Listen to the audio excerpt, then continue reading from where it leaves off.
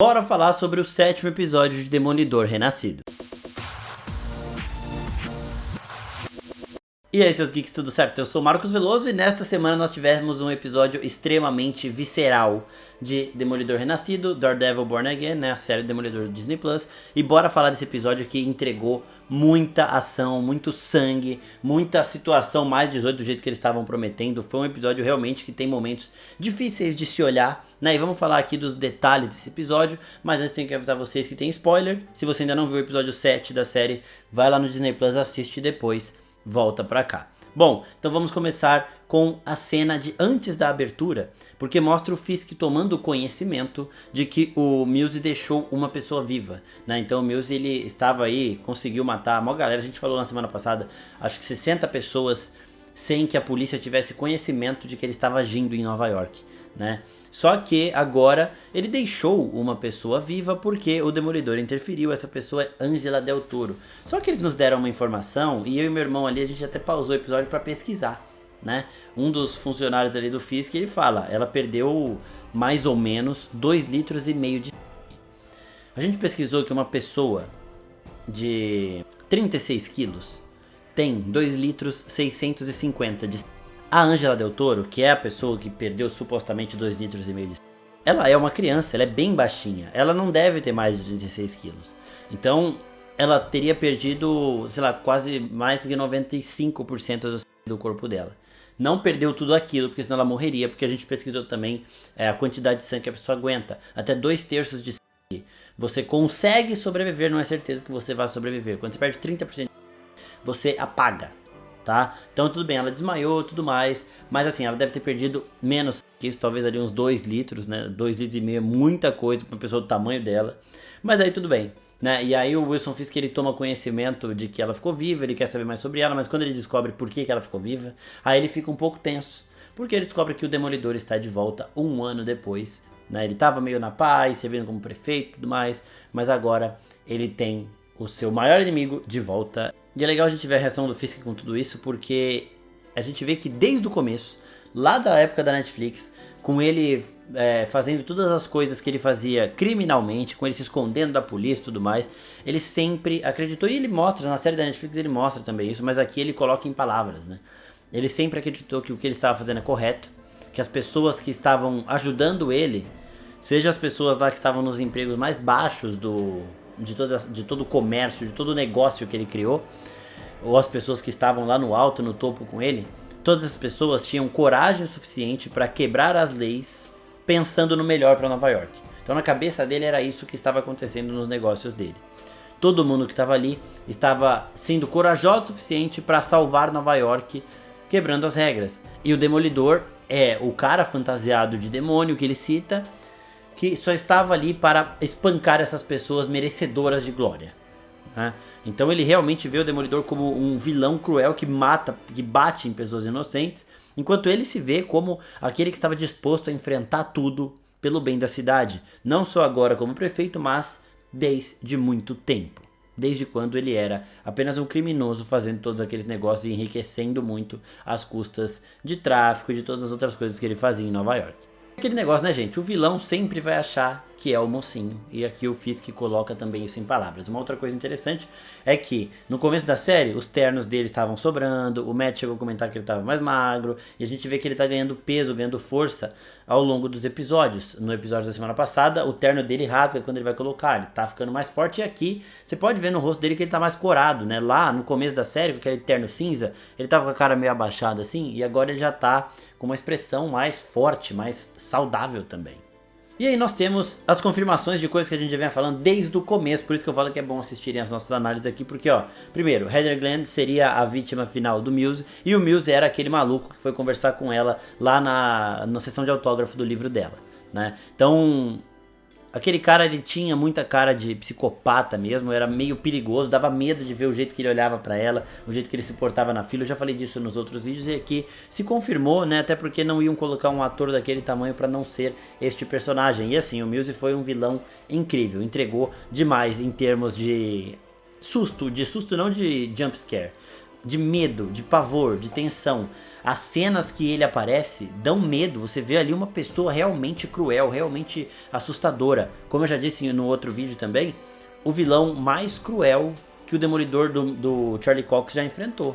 Já enfrentou o Wilson Fisk, que fez uma barbaridade de coisa cruel, mas ele tinha o objetivo de enriquecer com isso. O Mills faz porque ele gosta de fazer, porque ele é assim por natureza, né? Já matou 60 pessoas a sangue frio. E ele faria isso, terminaria com a Heather Glenn, né, que foi a pessoa que inspirou ele e seria na cabeça dele a última obra, né? O nome do episódio é Arte pela Arte e a arte final dele seria a Heather Glenn, que foi a pessoa que fez com que ele começasse, segundo as palavras dele próprio. Oh my God. E o Matt estava meio que já sabendo que ele iria para o foco final. O Matt desde o começo sabia, agora ele tá em modo de defesa aqui, ele tá sabendo que a galera já sabe quem é ele e tudo mais, então ele vai avançar pro final do plano dele. Só que o Matt não sabia que o final do plano dele era a Heather Glenn.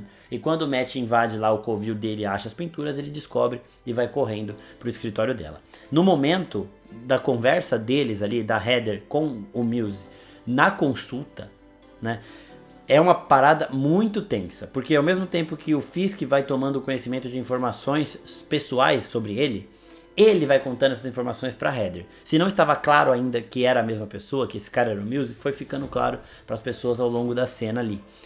E o jeito que a Heather conduz a entrevista, a consulta, é também muito interessante, né? Porque ela é uma psiquiatra, uma psicóloga renomada. Ela sabe como fazer isso e ela vai sacando as coisas de um jeito muito rápido.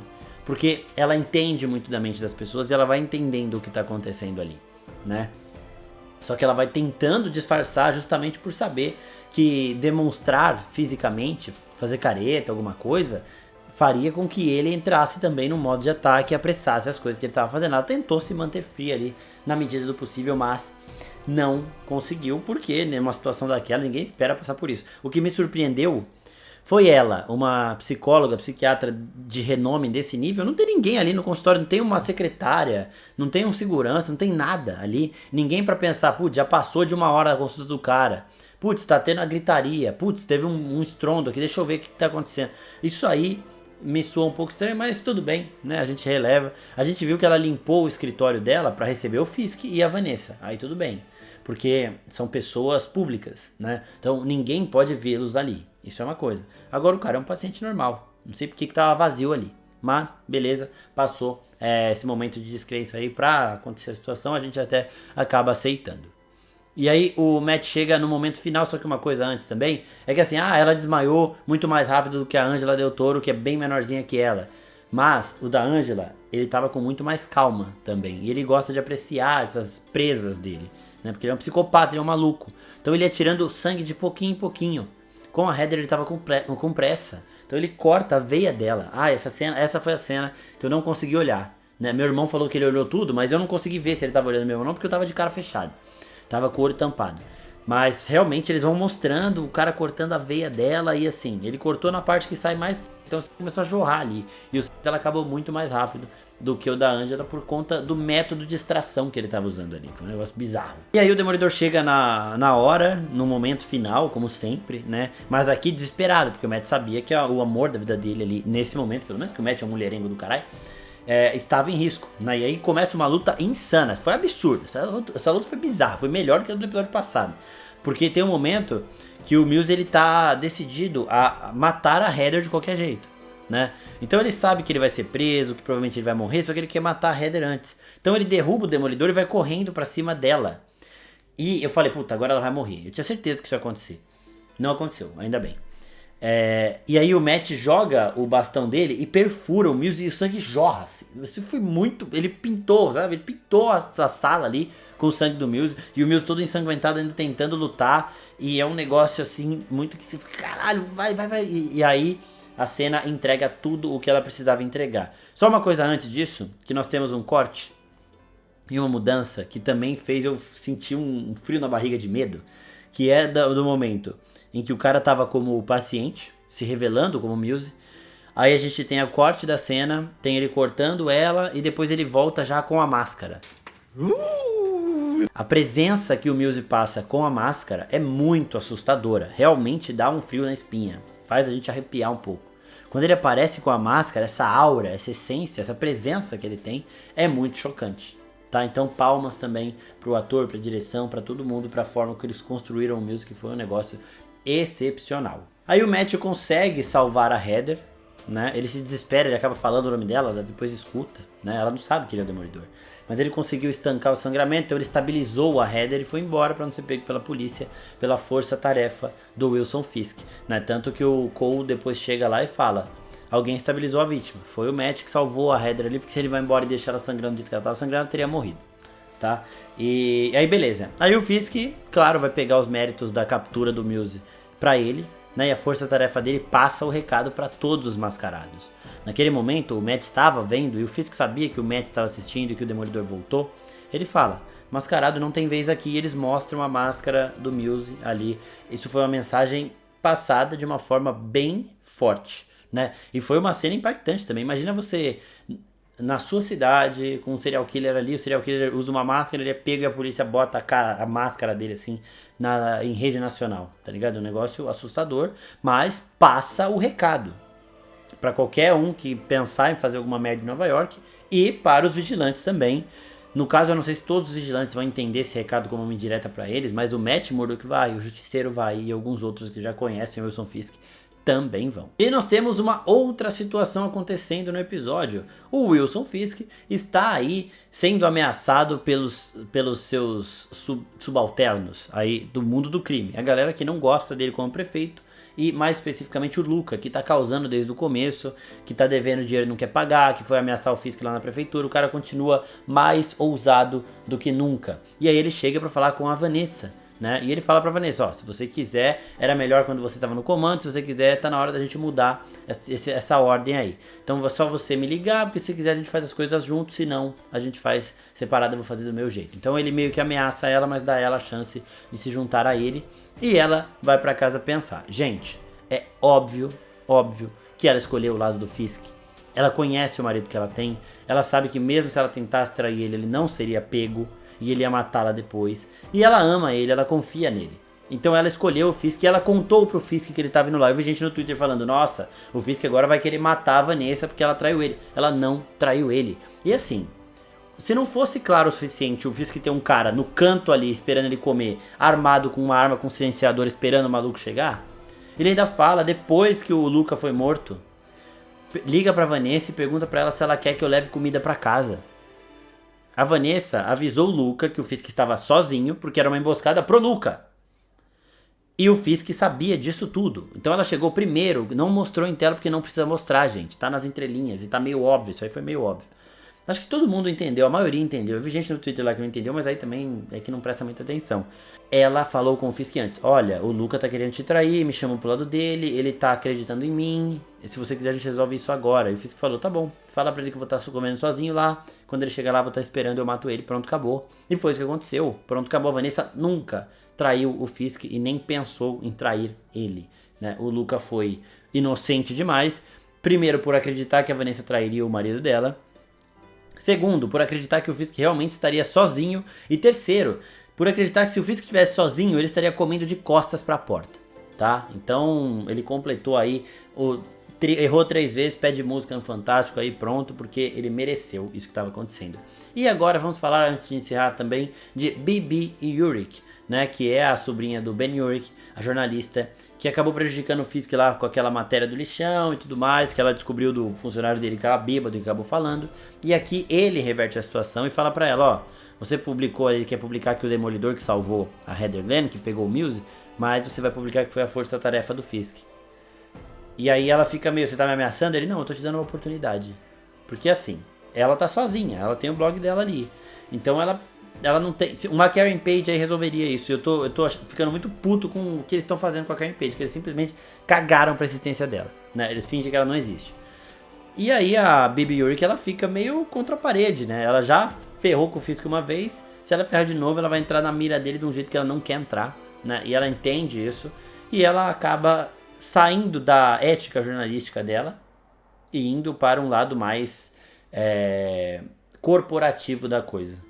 né? Tá jogando conforme a música, tá dançando conforme a música. Então ela fala que a força-tarefa do Fisk foi que pegou o Muse, os jornais mostram que a força-tarefa do Fisk pegou o Muse e a história que contam pra todo mundo é essa, né? Poucas pessoas sabem que foi o Demolidor e é isso que o Fisk quer, mantê-lo ali descredibilizado, sem que as pessoas saibam que ele está de volta também, porque o apelo popular pelo Demolidor também é muito grande, para que ele lide com essa situação com a força-tarefa dele e não dê de novo sopa pro azar, porque ele já se ferrou muito com o Demolidor, ele demonstrou ter muito medo do Demolidor aqui nesse episódio e ele quer lidar com essa situação sem ter a galera apoiando o Demolidor na rua. Então basicamente esse episódio foi mais de ação, menos de gancho pra outra coisa. Faltam 2 episódios pra terminar essa temporada e a partir de agora, esses 2 episódios finais, a gente vai ter provavelmente a força-tarefa do Wilson Fisk sendo a inimiga do Matt Murdock, talvez com o Justiceiro voltando, espero eu com a Carrie Page voltando também, e aí a gente já vai começar nesses 2 episódios, o 8 e o 9, que são os que faltam, a construir a narrativa da próxima temporada, que vai chegar provavelmente nesse mesmo período aqui, fevereiro, março de 2026, né? Então a trama que a gente vai ver sendo concluída na segunda temporada, ela vai começar agora nesses 2 episódios. A trama do Muse foi excepcional, foi fantástica, mas acabou. A Marvel tá mostrando que não tem medo realmente de matar os vilões nesse universo urbano do Demolidor que tá começando agora. Um bom sinal, que a Netflix às vezes tinha receio disso. Matou o Nobu, trouxe de volta, matava não sei quem, trazia de volta e tudo mais. Então aqui eles já estão mostrando um pouco mais de coragem pra tudo isso. Gosto. E teve uma cena extremamente visceral, que foi aquela, eles prometeram mais 18 e entregaram um negócio assim bizarro, surreal. Bom, eu espero que vocês tenham gostado do vídeo. Se gostou, se inscreve no canal, curte aqui e até a próxima, pessoal. Tchau, tchau.